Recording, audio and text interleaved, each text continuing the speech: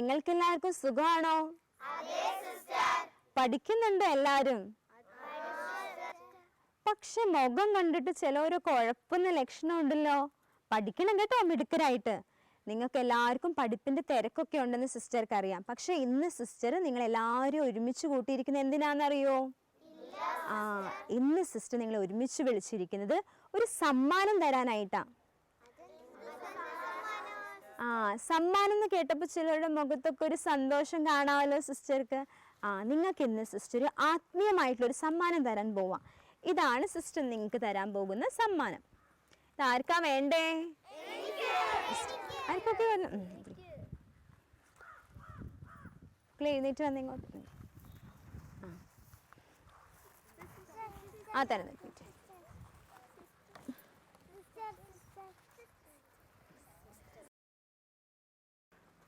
ഇതാരാന്ന് നിങ്ങൾക്കറിയോ?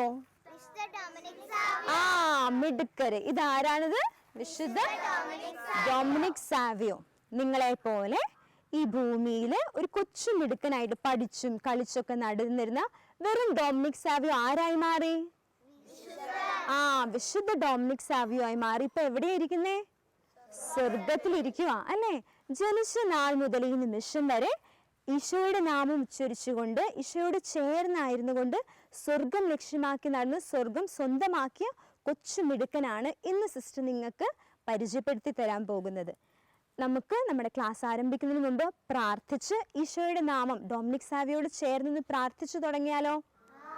സിസ്റ്റർ പാട്ടിന്റെ രൂപത്തിൽ ആ പ്രാർത്ഥന ചൊല്ലിത്തരാം. നിങ്ങൾ എല്ലാവരും വേഗം പഠിക്കണം. ഓക്കെ?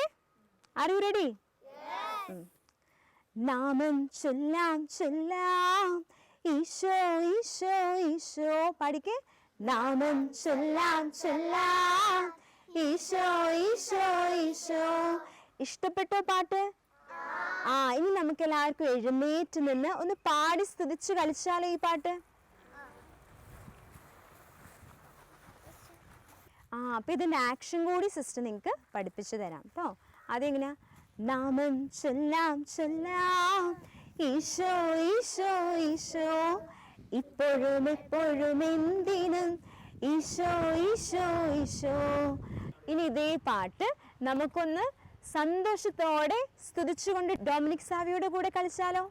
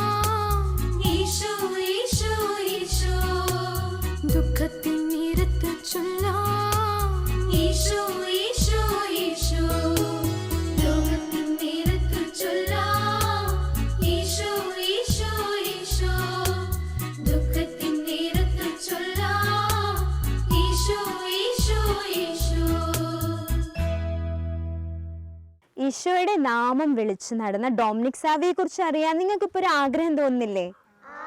നിങ്ങൾക്ക് അറിയണോ ഡൊമിനിക് സാവിയെ കുറിച്ച്? ഡൊമിനിക് സാവിയോ ഇറ്റലിയിലെ റീവ എന്ന പട്ടണത്തിലാണ് ജനിച്ചത്. എവിടെയാ ജനിച്ചേ? റീവ എന്ന പട്ടണത്തിൽ ഏപ്രിൽ 2 1842 ഡൊമിനിക് സാവിയോയുടെ ജനനം. ഡൊമിനിക് സാവിയോ ജനിച്ചത് കാർലോയും ബ്രിജിത്ത സാവിയോ മാതാപിതാക്കൾക്കാണ് ഡൊമിനിക് സാവിയോ ജനിച്ചത്. അവർ 10 മക്കളായിരുന്നു. 10 മക്കളിൽ ഒരുവനാണ് ആര്? Dominic Savio. ഡൊമിനിക് സാവിയോ പള്ളി പോകുവാനും ഈശോയുടെ നാമമെല്ലാം ചൊല്ലി പഠിപ്പിച്ചത്, പ്രാർത്ഥിക്കുവാൻ പഠിപ്പിച്ചത് അവൻ്റെ മമ്മിയാണ്. മമ്മി ബ്രിജിത്ത സാവിയോ ആണ് ജപമാല ചൊല്ലാനും മാതൃഭക്തിയിലും ദേവാലയത്തിൽ പോകാനും വിശുദ്ധ കുർബാനയോടുള്ള ഭക്തിയിലെല്ലാം ഡൊമിനിക് സാവിയോനെ പഠിപ്പിച്ച് വളർത്തിയത്. നമ്മുടെ ജീവിതത്തിലും ആരാ നമ്മളെ അങ്ങനെ പഠിപ്പിക്കുന്നത്? നമ്മുടെ മാതാപിതാക്കളാണ് പഠിപ്പിക്കുന്നത്. അപ്പോൾ നമ്മുടെ മാതാപിതാക്കൾക്കെല്ലാം അനുസരണയുള്ളവരായി തീരാൻ നമുക്കും ഈ നിമിഷങ്ങളിൽ ഈ ക്ലാസ് കേട്ടുകൊണ്ടിരിക്കുമ്പോൾ പ്രാർത്ഥിച്ചുകൊണ്ടിരിക്കാം. ഡൊമിനിക് സാവിയോ 5 വയസ്സുള്ളപ്പോൾ മുതൽ എവിടെ പോകും? എല്ലാ ദിവസവും തണുപ്പത്ത് എഴുന്നേറ്റ് ദേവാലയത്തിൽ പോകും. ദേവാലയത്തിൽ പോകുമ്പോൾ ദേവാലയത്തിലെ നമ്മുടെ വാതിലില്ലേ, പള്ളിയുടെ വാതിൽ തുറന്നിട്ടില്ലെങ്കിൽ തുറക്കാത്ത ആ ദേവാലയത്തിൻ്റെ മുൻപിൽ മുട്ടുകുത്തി അവൻ പ്രാർത്ഥിക്കും. അവൻ്റെ പ്രാർത്ഥന കണ്ടാണ് ആര്? അവിടുത്തെ സാക്രിസ്റ്റിയൻ ദേവാലയം വാതിൽ തുറക്കുന്നത്. ആരും അറിയാതെ, അവിടുത്തെ വികാരിയച്ഛൻ പോലും അറിയാതെ അവൻ എന്ത് ചെയ്യും? കുർബാനയ്ക്കെല്ലാം അവിടെ തിരിയെടുത്ത് വെക്കാനും എല്ലാ കാര്യത്തിനും സഹായിക്കും. കുർബാന കഴിഞ്ഞാലോ അവൻ്റെ കൂട്ടുകാരെ എല്ലാം വിളിച്ച് അവൻ അന്ന് അച്ഛൻ വായിച്ച സുവിശേഷമില്ലേ, നമ്മുടെ കുർബാനയ്ക്ക് അച്ഛൻ സുവിശേഷം വായിക്കൂലേ, ആ സുവിശേഷം ആ കുഞ്ഞി പ്രായത്തിൽ തന്നെ അവൻ എന്ത് ചെയ്തു കൊടുക്കും? വ്യാഖ്യാനിച്ചു കൊടുക്കും. കൊച്ചു കഥകളിലൂടെയെല്ലാം അവൻ്റെ തന്നെ കൂട്ടുകാർക്കും പ്രായത്തിന് കുറവുള്ള, അതായത് അവനേക്കാളും കുഞ്ഞു വയസ്സിന് പ്രായമുള്ള അനുജന്മാർക്കും അനുജത്തിമാർക്കും അവൻ എന്ത് ചെയ്തു കൊടുക്കും? അത് വ്യാഖ്യാനിച്ചു കൊടുക്കും. നല്ലൊരു മിടുക്കനായിരുന്നു നമ്മുടെ ഡൊമിനിക് സാവിയോ. നമുക്കും അതുപോലെ ആവണ്ടേ? നമ്മളും എല്ലാ ദിവസവും എന്ത് ചെയ്യണം? മടി കൂടാതെ പള്ളി പോകാനും ഈശോയോട് ചേർന്ന് നിൽക്കാനും ഓരോ ദിവസവും ശ്രമിക്കണം, പ്രാർത്ഥിക്കണം. ആരോട് പ്രാർത്ഥിക്കും? ഈശോയോട്. ആരിലൂടെ പ്രാർത്ഥിക്കും? നമുക്ക് ഡൊമിനിക് സാവിയോയിലൂടെ പ്രാർത്ഥിക്കണം. ഡൊമിനിക് സാവിയോ പഠിച്ചുകൊണ്ടിരിക്കുമ്പോൾ നമ്മുടെ ക്ലാസ്സിലൊക്കെ നമ്മൾ അടിപിടി കൂടൂലേ? ഇല്ലേ? നിങ്ങൾ പരസ്പരം നിങ്ങൾ ഇണങ്ങി പിണങ്ങിയൊക്കെ അല്ലേ നടക്കുന്ന ക്ലാസ്സിൽ? ആ സമയത്ത് ഒരു പ്രാവശ്യം ഡൊമിനിക് സാവിയോയുടെ ക്ലാസ്സിലും 2 കൂട്ടുകാർ തമ്മിൽ അടിപിടിയായിരുന്നു. അവർ ഭയങ്കര സ്റ്റണ്ടായിരുന്നു. ആ സമയത്ത് ഡൊമിനിക് സാവിയോ എന്താ ചെയ്തതെന്നറിയോ? അവരുടെ അടുത്ത് പോയി അവരോട് പറഞ്ഞു, നിങ്ങൾ ഇങ്ങനെ അടിപിടി കൂടരുത്, ഇത് നമുക്ക് ചേർന്ന സ്വഭാവം അല്ല എന്ന്. പക്ഷെ അവർ നിർത്തിയോ അടിപിടി കൂടുന്നത്? ഇല്ല. അവനെ തട്ടി മാറ്റിയിട്ട് വീണ്ടും അവർ ഫൈറ്റിംഗ് ചെയ്തുകൊണ്ടിരിക്കുമ്പോൾ ഡൊമിനിക് സാവിയോ എന്ത് ചെയ്തു എന്നറിയോ?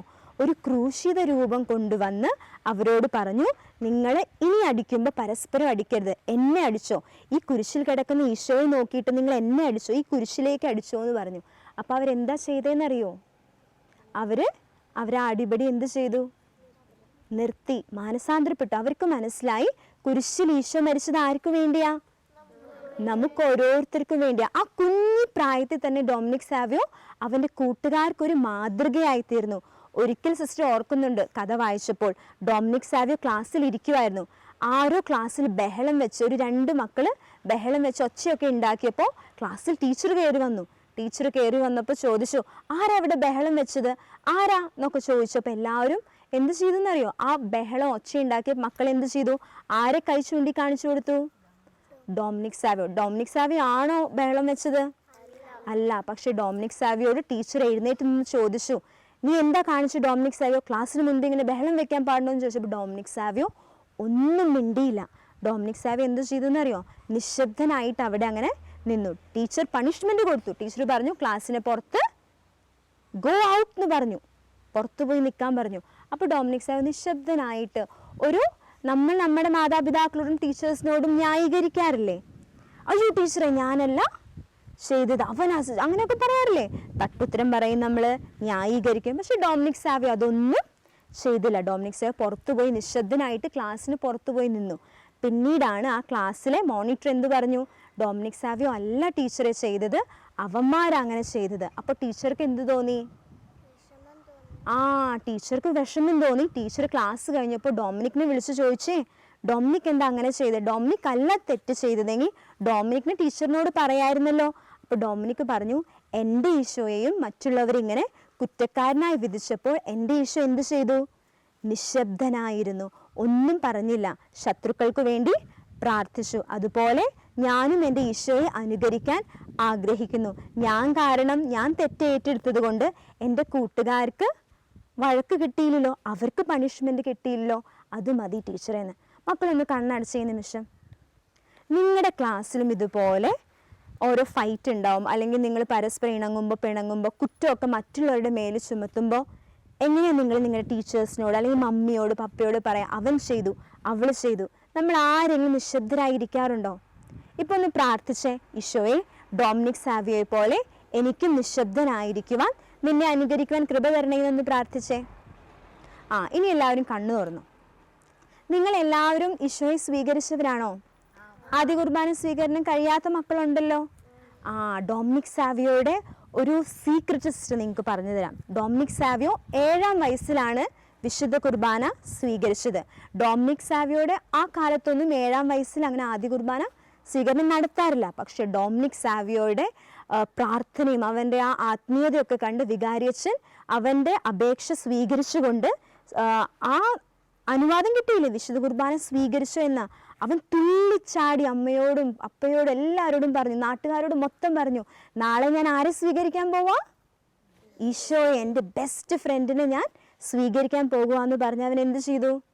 അവൻ ഒരുങ്ങി, രാത്രി മുഴുവൻ പ്രാർത്ഥിച്ച് വിശുദ്ധ കുർബാന സ്വീകരണത്തിനായി ഒരുങ്ങി. 7-ാം വയസ്സിൽ ആദ്യമായിട്ട് ഈശോയെ അവൻ സ്വീകരിച്ച് ഈശോയോട് പറഞ്ഞു, ഞാൻ നിൻ്റെ സ്വന്തമാണ്, ജീസസ് ഐ ലവ് യു എന്ന് പറഞ്ഞു ഡൊമിനിക് സാവിയോ. അന്ന് രാത്രി അവന് ഉറങ്ങാൻ സാധിച്ചില്ല. എന്തുകൊണ്ടാണ് ഉറങ്ങാൻ സാധിക്കാഞ്ഞേ? അവൻ്റെ ഹൃദയത്തിൽ ആരുണ്ടായിരുന്നു? ഈശോ ഉണ്ടായിരുന്നു. ആ സമയത്ത് ഉറങ്ങാതിരുന്നപ്പോൾ അവനൊരു 4 പ്രതിജ്ഞ എടുത്തു. ആ 4 പ്രതിജ്ഞ സിസ്റ്റർ നിങ്ങളോട് പറയാം. ആദ്യത്തെ പ്രതിജ്ഞ എന്താണെന്നറിയോ? കടമുള്ള ദിവസം, തിരുനാൾ ദിവസം ഞാൻ വിശുദ്ധമായി ആചരിക്കും. നമുക്ക് തിരുനാൾ ദിവസങ്ങളില്ലേ, കടമുള്ള ദിവസങ്ങളില്ലേ, സൺഡേ, പിന്നെ മറ്റ് തിരുസഭ നൽകുന്ന ദിവസങ്ങളെല്ലാം എന്തായി ആചരിക്കുമെന്ന് അവൻ പറഞ്ഞു? വിശുദ്ധമായിട്ട് ആചരിക്കും. 2ാമത്തെ തീരുമാനം അവ എടുത്തതാണ്, ഈശോയും മാതാവും എൻ്റെ നല്ല കൂട്ടുകാരായിരിക്കും എന്നും. ആരായിരിക്കും അവൻ്റെ കൂട്ടുകാർ? ഈശോയും മാതാവും എൻ്റെ നല്ല കൂട്ടുകാരായിരിക്കും. 3ാമത്തെ കാര്യം അവൻ പറഞ്ഞതാണ്, മരണം പാപത്തേക്കാൾ ഭേദം. എന്താവും പറഞ്ഞേ? മരണം. പാപം ചെയ്യുന്നതിനേക്കാൾ ഉപരി ഞാൻ എന്ത് ചെയ്യും? മരണം മതി എനിക്ക്. അതിനുമുമ്പ് ഞാൻ പാപം ചെയ്യില്ല, പക്ഷെ മരണം വന്നാലും എനിക്ക് കുഴപ്പമില്ല, പാപത്തേക്കാൾ ഭേദം മരണമാണെന്ന്. 4ാമത്തത് എടുത്തതാണ്, എന്നും പറ്റുമ്പോഴൊക്കെ അവൻ എന്ത് ചെയ്യും? കുമ്പസാരിക്കും, വിശുദ്ധ കുർബാന സ്വീകരിക്കും. ഈ 4 തീരുമാനം ഡൊമിനിക് സാവിയെ പോലെ നമുക്ക് എടുക്കാൻ പറ്റുമോ? ബുദ്ധിമുട്ടുണ്ടോ എടുക്കാൻ? ഈശോയും മാതാവിനും ഫ്രണ്ട്സ് ആയിട്ട് എടുക്കാൻ നിങ്ങൾക്ക് ബുദ്ധിമുട്ടുണ്ടോ? കുമ്പസാരിക്കാനും വിശുദ്ധ കുർബാന സ്വീകരിക്കാൻ പറ്റുമോ? പിന്നെന്താ പറഞ്ഞേ? 3ാമത്തെ കാര്യം. 4ാമത്തെ കാര്യോ?